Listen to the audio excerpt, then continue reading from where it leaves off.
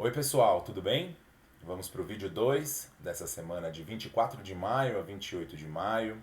Vídeo esse que faz parte do bloco um dos conteúdos do segundo trimestre. Esse bloco em que a gente está tratando das questões relacionadas à cultura na modernidade. A cultura, a mentalidade nessa transição da Baixa Idade Média para a Idade Moderna. Na semana passada, por exemplo, a gente discutiu o renascimento cultural, né? Uma profunda transformação na forma de conceber as artes, na forma de conceber a literatura, a arquitetura, enfim. O Renascimento é um movimento que, como a gente viu, se iniciou na Península Itálica, a partir de diversas influências, inclusive orientais, e se espalhou com bastante força por diversas regiões da Europa, né? Exemplo, Portugal, a gente viu Luís de Camões, Espanha com Miguel de Cervantes, na Inglaterra com William Shakespeare, mas a Itália tem realmente os grandes nomes do Renascimento, nas artes plásticas principalmente, né? Então a gente viu lá o Leonardo da Vinci, o Michelangelo, a gente viu o Donatello, a gente viu que também não só no campo das artes plásticas, alguns nomes se destacaram no Renascimento, como é o caso do Dante Alighieri, e a gente viu também que esse é um movimento que teve tudo a ver com o resgate de certas tradições, de certas concepções que existiram durante a Idade Antiga. Por isso, renascimento, está renascendo aquele olhar da antiguidade, aquela forma de conceber a arte e pensamento tal como existiu na antiguidade clássica, especialmente em Grécia e Roma antigas. Muito bem. E a gente sabe que a burguesia tem um papel de destaque nesse processo. Né? Os mecenas, por exemplo. A gente viu que os mecenas eram os patrocinadores desses artistas e até dos cientistas. Acho que é importante também relembrar aqui, né? Como as ciências também tiveram um momento de grande difusão, de grande aperfeiçoamento durante a era moderna, né? Durante o período do Renascimento. Esses homens que, de alguma forma, se opunham a tudo aquilo que representava o período anterior. Eles se entendem como diferentes daquilo que a Idade Média representou. Né? E por isso eles resgatam o humanismo, o antropocentrismo, o racionalismo, que estão muito mais marcados ali no período, né, da Antiguidade Clássica do que no período medieval, em que o teocentrismo prevaleceu, as ideias muito pautadas pela igreja prevaleceram. Veja que isso também não significa que a igreja tenha deixado de ter o poder que tinha. Mas por falar em igreja e por falar em poder da igreja, o tema dessa semana tem tudo a ver com essa discussão. A gente sabe que uma das principais manifestações da cultura humana, sem dúvida, é a religião. A gente teve aí a oportunidade de mergulhar no universo de diversas religiões no nosso projeto Religiões, e a gente sabe como as religiões têm a ver com isso, com uma manifestação da cultura, uma manifestação cultural dos seres humanos, né? Os seres humanos se apegam às religiões e isso é bastante emblemático no modo de vida das pessoas. Isso marca muito a forma como as pessoas pensam, moldam o caráter, moldam o comportamento das pessoas, né? Religião tem essa importância. E é sobre religião que a gente vai falar nessa semana com mais ênfase. Especificamente, o que aconteceu no começo do século XVI, quando surgiu na Europa um movimento reformista no interior da Igreja Católica. Olha o nome: Movimento Reformista. A ideia é reformar a Igreja Católica. A ideia é modificar alguns dos dogmas da Igreja Católica. E o que são dogmas? A gente já discutiu brevemente na semana passada. Dogmas são como regras, são como as leis que regem uma determinada religião. No caso do catolicismo, os dogmas que foram se aprofundando, que foram se estruturando ao longo do período medieval, são bastante rígidos em relação a uma série de comportamentos. Em relação à questão do lucro, havia um dogma, né, havia uma regra muito rígida também. Então, a Igreja Católica ela era categórica em proibir o lucro. Um comerciante, por exemplo, que lucrasse bastante com sua atividade comercial, vendendo uma determinada mercadoria, ou um banqueiro que enriquecia, emprestando dinheiro a juros, ele era considerado pela Igreja Católica um pecador.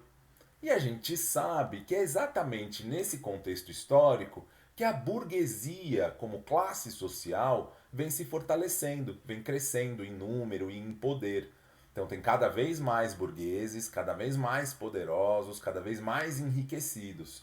Essa burguesia começa a se incomodar muito com esses dogmas muito rígidos, especialmente em relação ao lucro, né? Quer dizer, isso de alguma forma atrapalha, é como um obstáculo para o livre desenvolvimento da classe burguesa. Agora, as pessoas nesse contexto da história, né, no século XVI, a gente está falando aí do começo do século XVI, nessa virada do XV para o XVI, as pessoas exercem uma religiosidade muito forte. Então não se trata de abrir mão da fé, se trata de propor algumas reformas para a Igreja Católica diminuir esses obstáculos, né? Diminuir ou modificar essas regras que atrapalham o desenvolvimento da burguesia. Tem uma figura muito importante nesse sentido, que é o Martinho Lutero. Ele era um padre da Igreja Católica, né? Ele era um sujeito ordenado pela Igreja Católica, ele era um quadro da Igreja Católica, ele fazia parte da estrutura da Igreja Católica. E ele vinha insistindo que era importante a Igreja mudar alguns padrões de comportamento.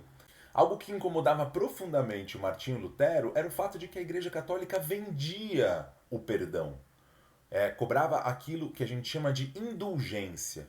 Então você chega lá para o padre, faz uma confissão, pequei por causa disso, disso ou daquilo. E aí o padre te recomenda lá que você, sei lá, reze uma Ave Maria, um Pai Nosso, mas ele também te dá ali uma espécie de boleto, né? É claro que não é boleto, boleto é uma coisa moderna, né? Do capitalismo moderno, né? Do sistema bancário, mas assim, modo de dizer, né? Ele te entregava ali um papel que você deveria então pagar para que aquele pecado fosse perdoado, né? E o Martinho Lutero dizia: não é pagando que a gente vai perdoar os pecados, é pelas boas ações e tal. Então o que ele faz? Ele tece uma crítica muito feroz a essa prática da venda do perdão, a prática da indulgência, que significa vender o perdão.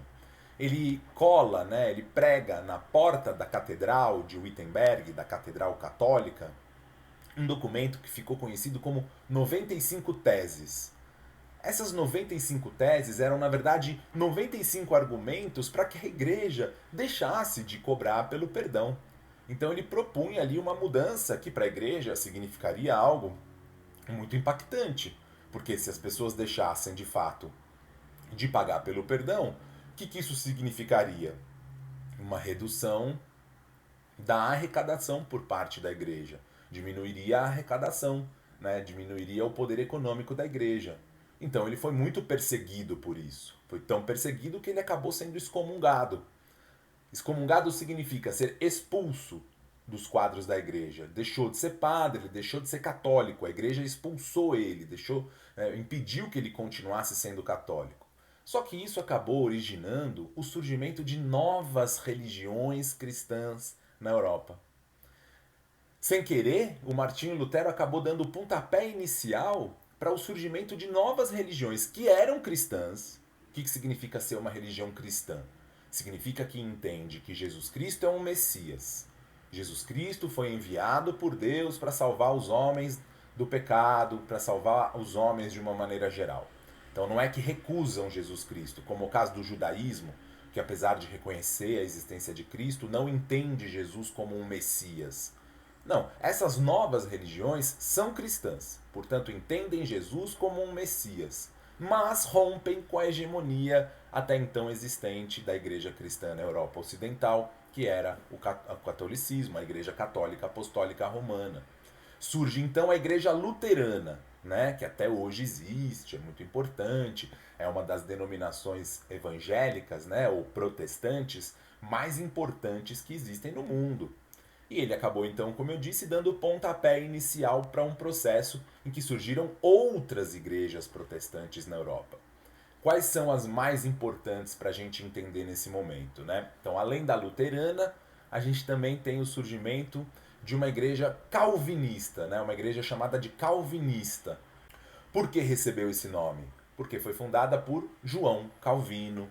Calvino era francês, mas acabou sendo expulso da França e foi viver na Suíça. O Calvino ele elaborou uma teoria, né? Ele tinha uma teoria que era a teoria da predestinação absoluta, como se Deus tivesse seus escolhidos. Então você foi predestinado a ser um capitalista bem-sucedido.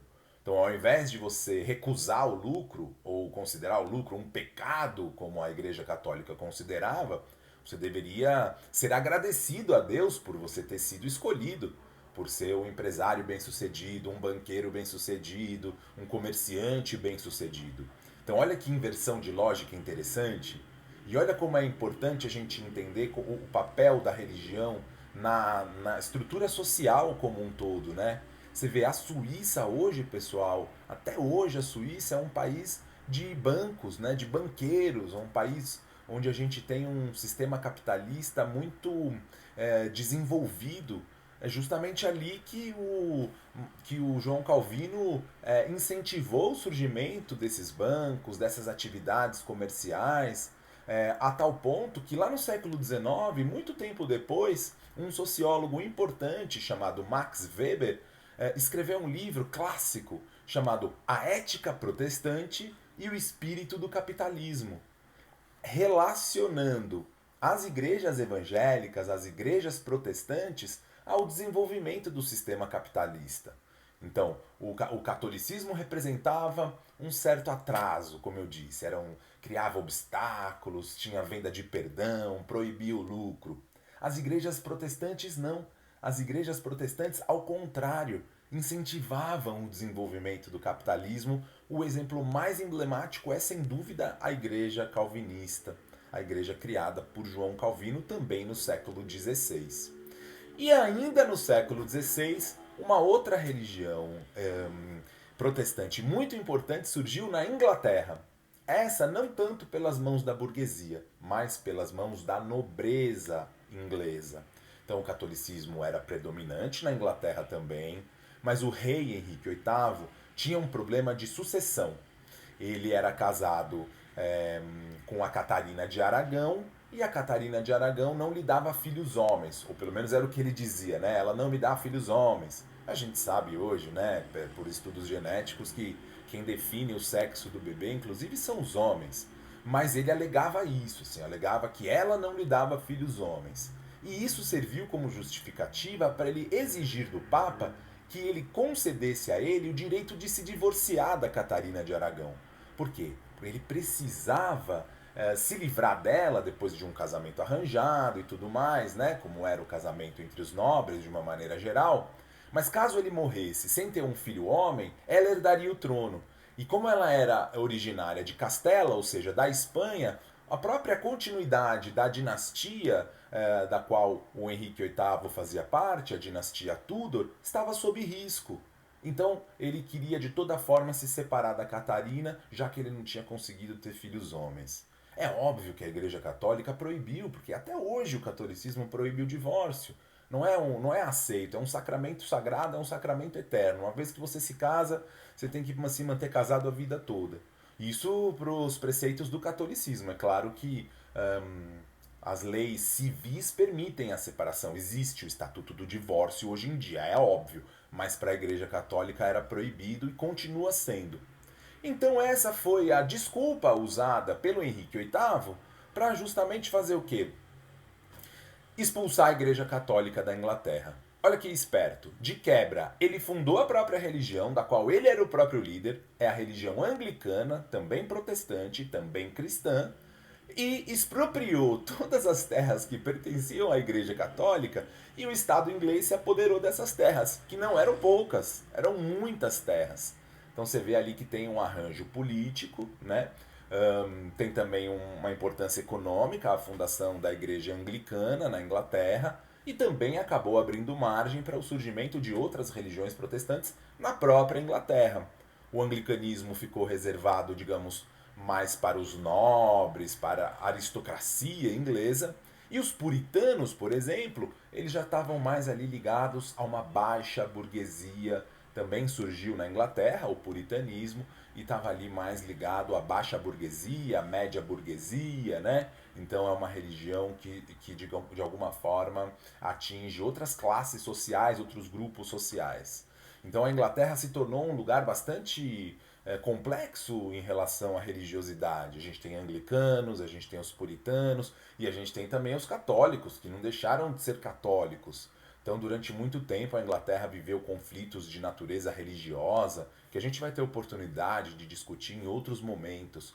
Mas o fato é que veja que complexidade que todo esse arranjo, né, em torno da religiosidade acabou gerando. Enfim, em suma, essas são as características do protestantismo.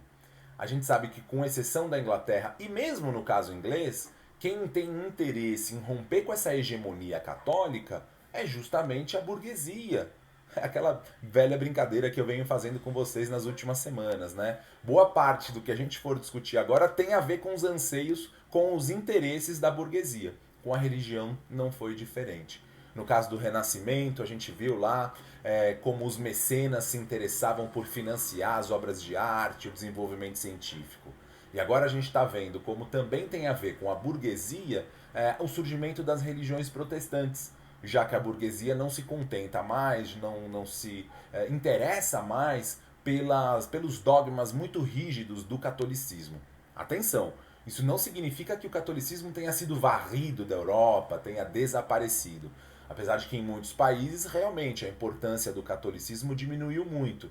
Mas se você vai na Itália, o catolicismo é ainda muito forte, ou mesmo se você vai, sei lá, em Portugal, o catolicismo é extremamente forte. Então, quer dizer, existe sim, né, uma força muito grande ainda do catolicismo no âmbito da Europa. Aliás, lá é o berço do catolicismo. Tem um país católico dentro da Itália, que é o Vaticano, né, cujo líder supremo é o Papa, né, é o chefe de Estado, além de ser o chefe da religião.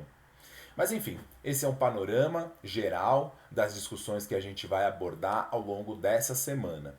Quero encerrar esse vídeo, como sempre, agradecendo a atenção de todas e todos e dizendo que a gente se encontra aí no próximo vídeo e nas próximas aulas síncronas. E também nas presenciais, é claro, agora que a gente está aí aos poucos retomando os nossos encontros. Mas era isso então. Tchau, pessoal!